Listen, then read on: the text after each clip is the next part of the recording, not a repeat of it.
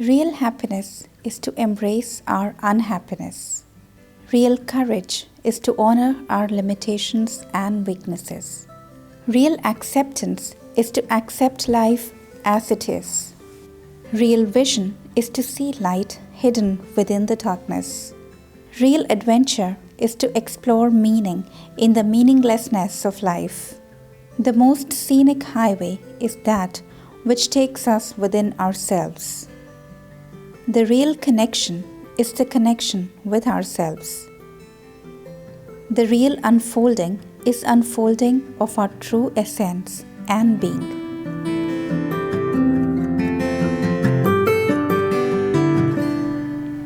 Hi, I'm Guninder Sidhu. We are going to launch a new series, Unfolding. Now about the unfolding. Actually, it is the unfolding of our true being. Our true being is not complete unless we live life to the maximum, to our totality. The thing is that we don't live life to the totality. There is a very beautiful line in the poem Ulysses by Alfred Tennyson. That line, the Ulysses, the protagonist, he says that I will drink life to the lees. Lees is the last drop in the goblet. He says that I will drink life to that last drop. So fulfilled life is that in which we have lived life to the full. The problem is that in most of us, several potentialities, skills, energies, they remain hidden, dormant, sluggishly lying somewhere in us. They are in a latent state. Latent state is related to a battery cell. A battery cell works only if it is put in a proper circuit. If it is not in a proper circuit, it is latent, it is dormant, it is lifeless. Same is about our potentialities and skills. We have to put them in a proper circuit. We have to unfold them, we have to awaken them. We have to trigger them. And this series is about this thing. If you have heard about Kundalini Yoga, I'm deliberately using the word yoga, not yoga, because yoga is a Western version while Indian version is yoga. Yoga is connection. Actually, it is a connection between Atma, this soul, and Paramatma, the all-encompassing soul. In Kundalini Yoga, it is believed that there are dormant energies lying, coiled, like a serpent, like a snake within us. And we have to uncoil them, we have to unfold them. Kundalini Yoga is all about unfolding, uncoiling of our dormant energies. Have you seen the growth of a flower? Have you seen how flower emerges from the bud? It is very aesthetic unfolding of the flower. If you watch him daily, then you will see that the flower is uncoiling, unfolding itself daily. So we have to apply that principle to us. We have to unfold, uncoil our potentialities like this, like emergence of flower from a bud. And Sigmund Freud, celebrated psychologist, he says that if we ignore degree, we all are mentally sick. It means we all are mentally sick, including me. The Only difference is that of degree. Some are more sick, some are less sick, but all are sick.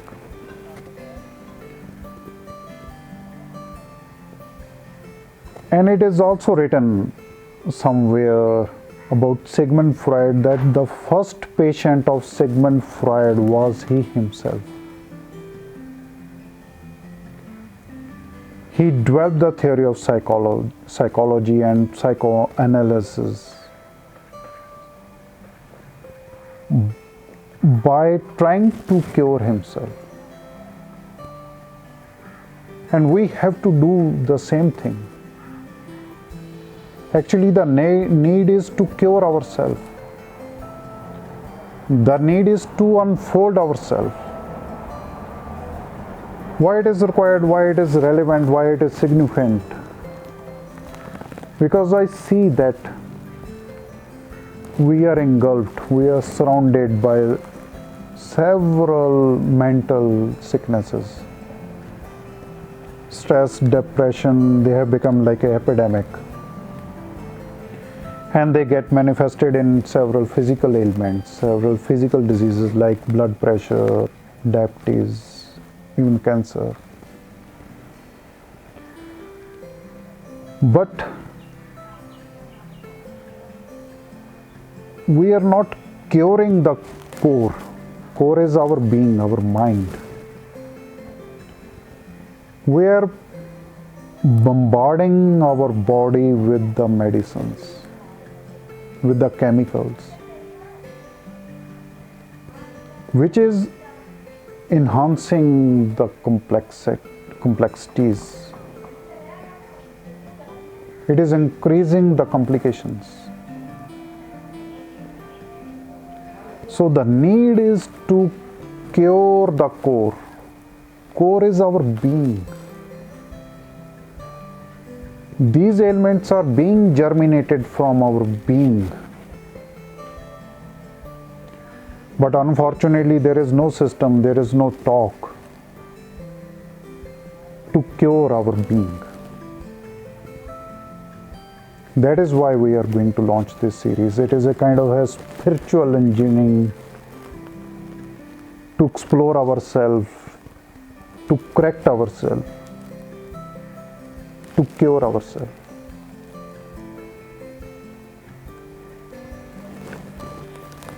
This series is all about a kind of inward journey to look at our own selves. You know, it is said that this eye, the eyeball, it can see the whole world but can't see itself. Same as with the alphabet, English alphabet, I. I, which denotes myself. I can see the whole world, but I can't see myself. I have all sources of information. I have all knowledge, full knowledge about the surrounding world, but I don't have knowledge about my own self. And this disconnection with our own self is causing a lot of problems. Martin Heidegger, a renowned German philosopher, he did a very comprehensive work on the forgetfulness of our being. He said that we have forgotten about our being. We never get connected to ourselves.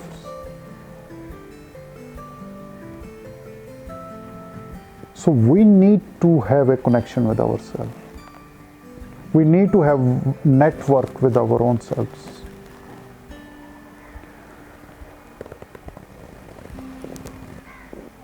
Actually, the problem is that for every problem, we have become habitual of looking outward. We have cultivated a habit of finding solution from the outward, whereas the solution lies within us.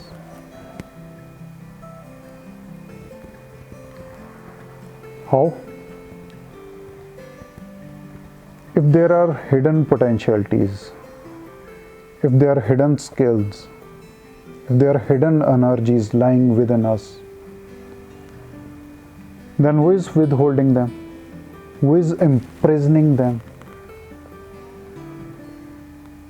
No one else but we.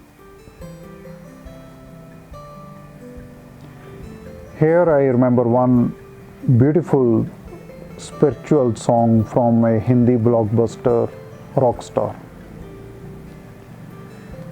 If you see that movie, it is actually a unfolding of the protagonist at one dimension. He is a very uncreative person in the beginning, then he unfolds. He gets unfolded into a ferocious animal and then to a divine grace. Actually, the movie is about unfolding of the protagonist. While he is undergoing this process of unfolding, he participates in a Qawwali song. That Qawwali song is Kun Faya Kun. And I salute the poet for writing this song, this beautiful song. In one line, the protagonist is praying to God, to Allah. What is praying for? He says, Arz tujhe. Now see the rhyme scheme. Arz tujhe, kar de mujhe. It is a prayer to you.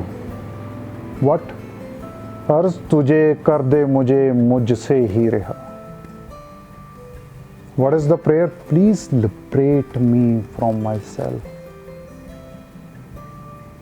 So what will be the consequence of that? Ab mujhko bhi ho didar mera, so that I can see myself now. See the agony of that character, of the protagonist. He has full disconnection with his own self. He knows that there is a great potentialities lying hidden in his being, but he is withholding them. Again, I am referring to a movie scene. It's from a highly critical acclaimed Hollywood blockbuster. That is Joker. In this movie, the protagonist is shown sitting in front of a mirror. Actually, he is preparing for a performance of a clown. And to perform as a clown, he has to wear a smile. He has to have a smile on his face. But he is not trying his smile.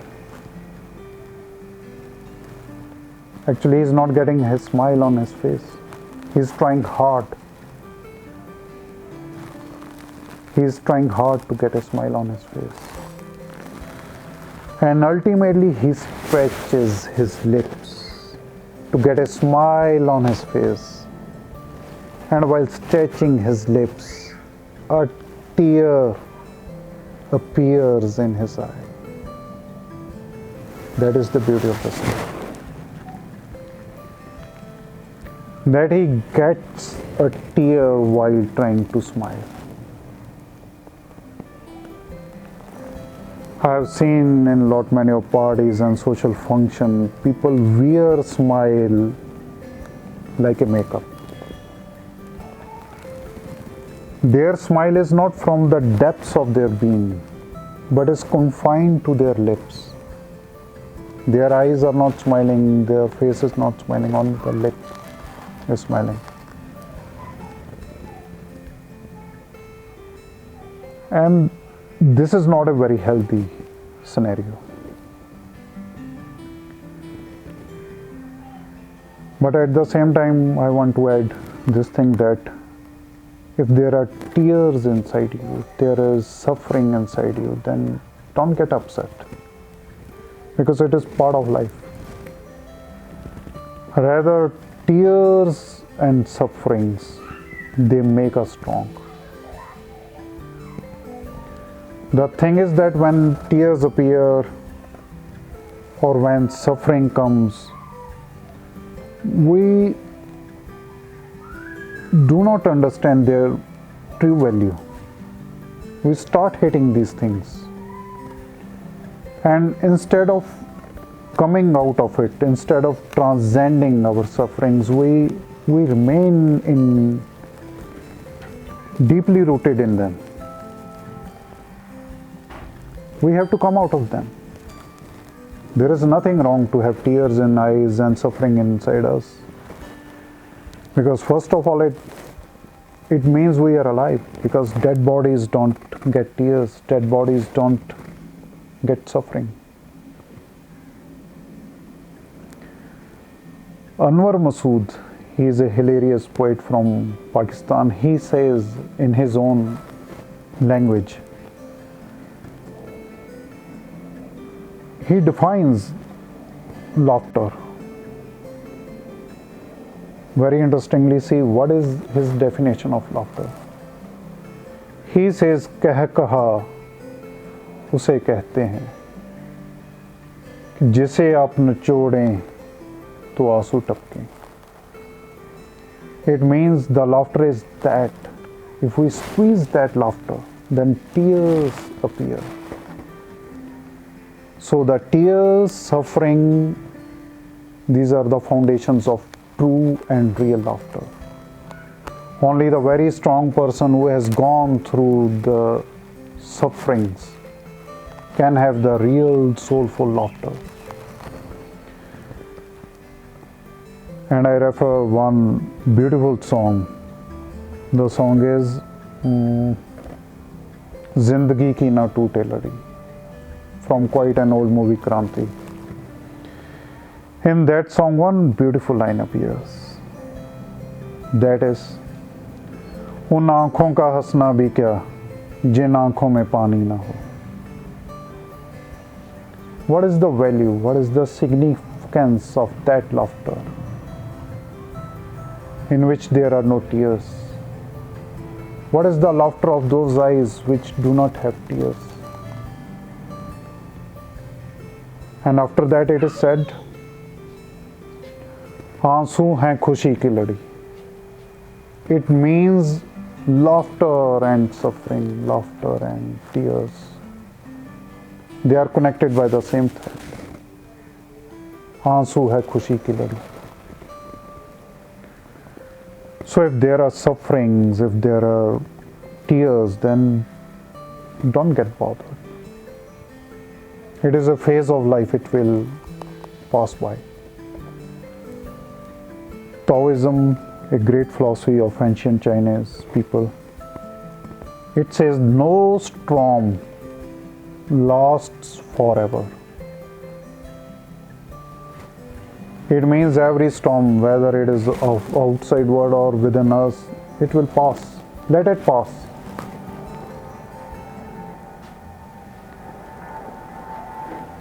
So, what we want to convey is that bring out whatever lies within us, whatever lies in a dormant state within us. Whether it is a good or bad, let it come out. Let it get unfolded. I am saying whether it is good or bad. Let it come out. Let it get unfolded. Let it be flourished like a flower. Just unfold our true being. Because what ailments, what problems we are facing, the only solution that I see is by looking inside us. By way of going inside, exploring ourselves, we can find solution, we can find remedy, we can find the real medicine. In all great traditions, in all religions, in all thinking processes, the masters, they have said these things in their own way. Like ancient Greeks, they used to say, know thyself. know yourself. Gurbani says, मन तू ज्योत स्वरूप है अपना मूल पहचान. Means mind, you are light itself. Know your value. Upanishad says, Tat evam asi. You are the one who you are searching for. You are the one who you are searching for. It means the final destination is you. You are your final destination. The last sermon of Mahatma Buddha is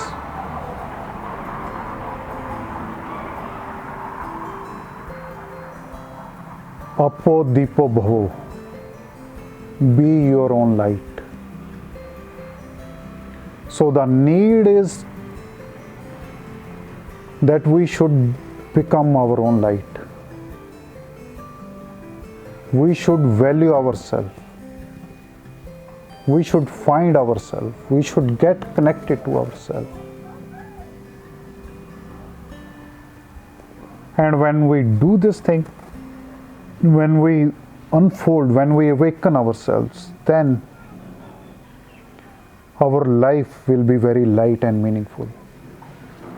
Because there will be no gap between our inner life and the outer life. Here again, I refer to one movie, Three Idiots. Here the protagonist who is really attuned with his own self. He is an engineer from his inside and he is doing that study. So he is very light-hearted. His life is very cool, calm and light. While his two friends, their outer life is not attuned with their inner life. So they are always depressed, stressed. And in a song, the protagonist, whose inner and outer life are synchronized, attuned, a very beautiful expression is used for describing that protagonist. That is, Behti Hawa Sa Tha wo. That he was like a floating breeze. He was as soothing, his life was as soothing as a floating breeze. So, if we attune our inner being with the outer world, then even our life can be like a floating breeze. We can also be like a Behti Hawa Sa. For that, first of all, we need to know ourselves. We need to go inside us. With these words, I am going to end this first episode, but the journey will continue. We will discuss more such hidden, ignored aspects of our being, which we feel that these are relevant, these are quiet, because we all have tendency to live a fulfilled life. So this journey is all about to have a fulfilled life, and this journey will remain continued. Thank you.